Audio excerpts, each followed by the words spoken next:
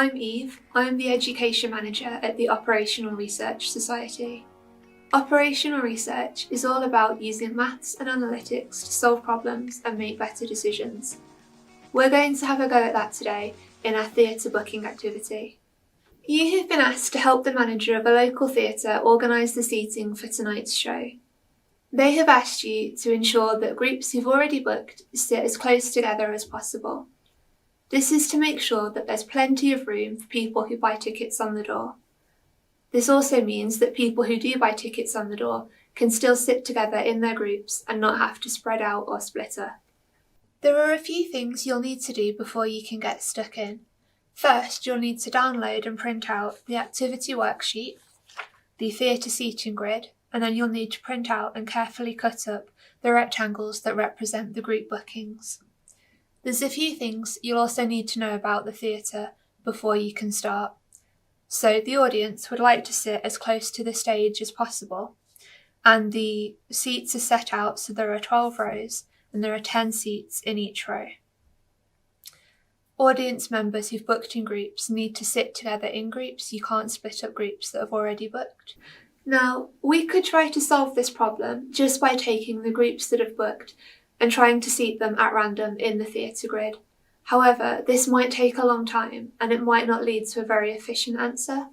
Instead, we're going to use algorithms, which are commonly used in operational research, to solve this problem quickly and efficiently.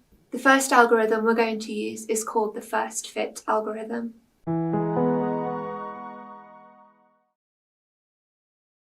For the first fit algorithm, you must seat each audience group in the order that they are booked.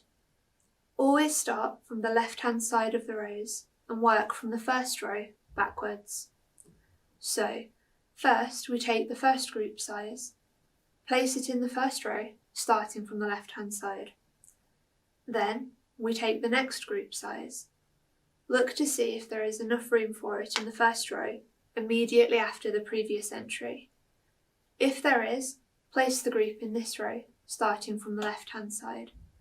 If not, put it in the next row. Continue the algorithm so that every person who has already booked has been allocated a seat.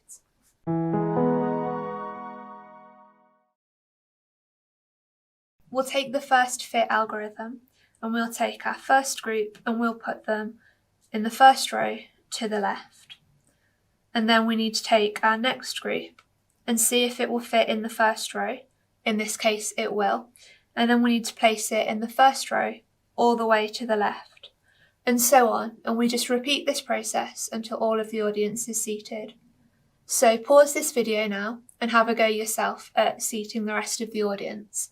And make sure to write down on your activity sheet the minimum number of rows required to seat the audience before you hit play again.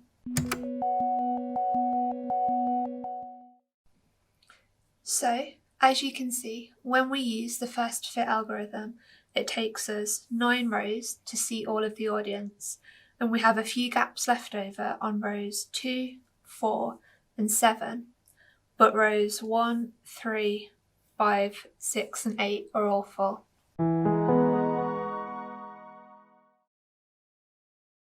For the first fit decreasing algorithm, you must sort the bookings into decreasing order of audience group size first, before seating them in the appropriate rows. Always start from the left-hand side and remember to work from the first row backwards.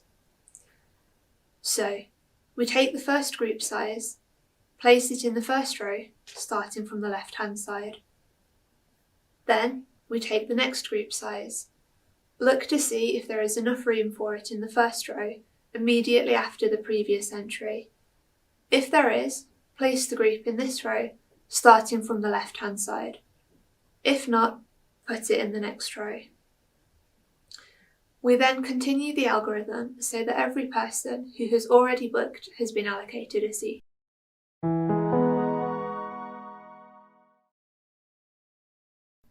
So now we're going to try the first fit decreasing algorithm. As you can see, I've sorted my bookings into decreasing order of audience group size first, and now we're going to follow the same rules as before. I'll take my first group and put it in the first row all the way to the left. And then I'll take my second group and see if I can fit it in the first row. Well, I can't, the first row is full, and put it in the second row all the way to the left. And then I'm going to go on repeating this process, making sure that I use the first available row every time until I've seated the whole audience. So now you have a go, and like before, don't forget to write down the minimum number of rows it takes to seat everyone before you hit play again. As you can see, the first fit decreasing algorithm uses 8 rows to seat the audience, and it doesn't leave any gaps. It's a very efficient algorithm, and all of the audience is as close to the stage as possible. Which algorithm would you use to seat the audience in the theatre? You can pause this video now and write down some of your thoughts and ideas under question 3 on the activity sheet. There are 2 main advantages to the first fit algorithm. The first one is that it's very quick to use. The second one is that it can be applied as groups book, and so it's very easy to slot into normal business activities for the theatre. However, a big disadvantage to it is that it's not as efficient as the first fit decreasing algorithm and doesn't seat the audience as close to the stage as possible. The advantages to the first fit decreasing algorithm is that it's a very efficient algorithm and gets as much of the audience as close to the stage as possible. However, the big drawback to the first fit decreasing algorithm is that it can't be applied until the last minute because you need all of the group bookings before you can use it. This could create a lot of last minute work for a theatre, which might not be very helpful. In conclusion, it seems more likely that a theatre would use the first fit algorithm.